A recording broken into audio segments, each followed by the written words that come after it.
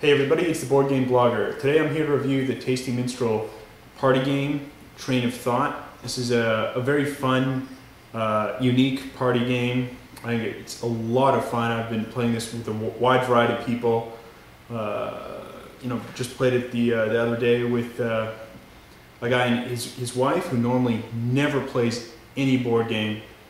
She was playing along with us. She loved it. She ended up winning the game, and so this is a party game that you can play with gamers, with non-gamers, with entry-level gamers. I think young and old can both play it. It's a really fun party game. Tasty Minstrel really outdid themselves. Production quality is good. The card stock of the cards, and it's well done. You're going to go through these. Just keep playing through them a lot. So it's pretty good quality. They're not going to rip or tear very easily.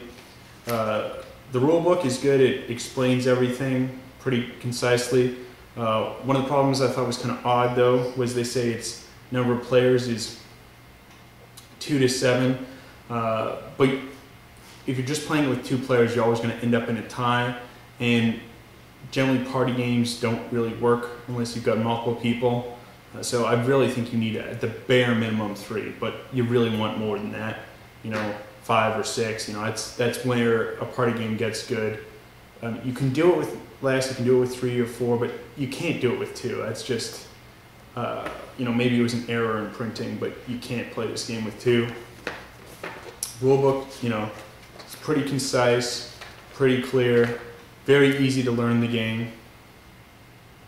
Each player, plays just 2-minute rounds, so the standard game is 2 rounds with everyone going around. Sometimes what we like to do, though, is if we're trying to select a start player who's going to start when we play a main game, we could play a round of this. It's only 2 minutes per player, so we've got a 4-player game we're intending to play next. We play this, takes us 8 minutes, and then we've decided a start player. So I think it's very fun. It's useful as a filler, but why don't we take a look at how the game plays. But if you like party games at all, it's a very fun one. It's unique. It's not the same as Apples to Apples. There's some neat features. It's you're going to get people involved. There's going to be a lot of shouting. Sometimes Apples to Apples, that's a more subdued party game. You don't have quite as much talking in the game. People just make their choices and submit it. Here, I think it's much more active. You're getting everyone involved, and it's really fun and unique. But why don't we take a look at how the game is played? Okay, so here's how the game would start on a setup. One player is the conductor. They'll draw a card here, and that will be their initial starting station for the train of thought. They'll roll a dice. They've got a 5, so that's oval. So everyone knows they will use the word oval to start the phrase. They then draw another card here, and this is income. So now they have to say a 3-word phrase using oval and get people to say income off of that. So the person who starts will now, once they're ready, flip over the timer, and they've got 2 minutes to get through as many of these starting stations, end stations as possible. So I might say large pearl oval, and someone might shout out different things like wealthy, jewelry. Those might be a couple of the words shouted out. People will all say something, and then I can now say another 3-word phrase using one of the different words that they've shouted out. So since someone's already said wealthy, and I'm trying to get people to say income, so I could say sort of, you are wealthy, and people are thinking, and they might shout out off of that. And then if someone says income, then they will get the card, and I will get a card just to denote that we've each scored a point off of that. I will then flip over a new card. I'm still on 5, so I've got ship. So I have to start with ship, and I've got to get people to say volcano. So,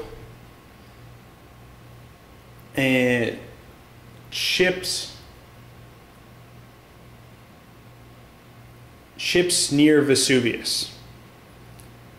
You know, so if I say ship near Vesuvius, that might get someone to shout out, you know, maybe mountain, you know, maybe someone would say volcano right away. If they don't, though, I could go off that.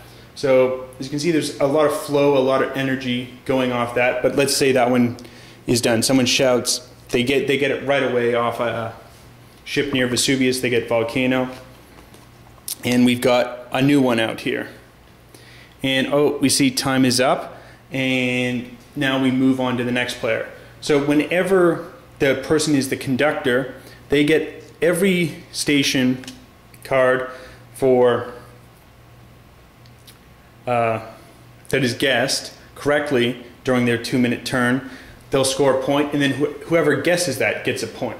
And now you would go through all the players, all initiating as the conductor, trying to get other people to guess the words, and you move on from there. So it's very fun. It plays very quickly. Each round is, you know, just 2 minutes. Each turn, I should say, rather, everyone's turn's 2 minutes.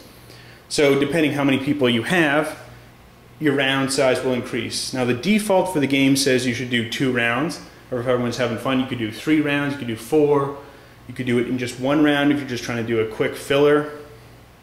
And I think the game is very versatile like that. The game is really playable because, I mean, there are just tons and tons of cards here. And because each card here has 6 different words on it, and it's going to be different depending how you've rolled the dice for that game, for that turn. There's just so much playability here. You know, you just got tons and tons of cards. It's never going to get old. You've got a lot of replayability.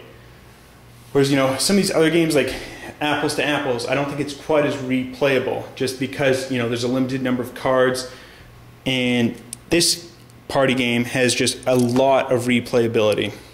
And it's very fun. You know, people are shouting out, trying to get it, and you're stuck to that hard 3-word phrase limit. So it's trying to think up something innovative, you know, and very quickly because you've got that 2 minutes to go.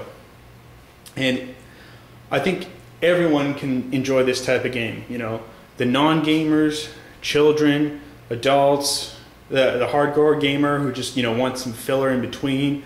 Like I said, I think it's a great start player age. You know, 5-player game that you're planning on playing. You could do 1 round in just 10 minutes. I think it's a great way to start player before you know, start up a big like 2 or 3 hour long game.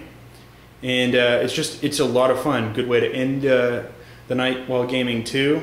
And generally just a great game. I think Tasty Minstrel really has good production values here. I know there was some problems in the past with their previous production quality on Homesteaders. That's not the case here. It's just great quality, very good card stock. I think everything's good. The only negative about this game is, I think, saying it can play with 2 players when you cannot play this game with 2 players. And I really wouldn't recommend playing it with 3, but if you can get a group together of 4 or 5, you know, this is a great party game, and it will play very quickly. You can play this party game really, really quickly, unlike some of these other party games out there. Apples to Apples is going to take a lot of your time. You could play this in just 10 minutes with 5 people. You know, if you just do 1 round and not the default 2 rounds. And it's because of this, I highly recommend this game. I think it's great, and yeah, good job Tasty Minstrel, and looking forward to their future games out there. Till next time, I'm the Board Game Blogger.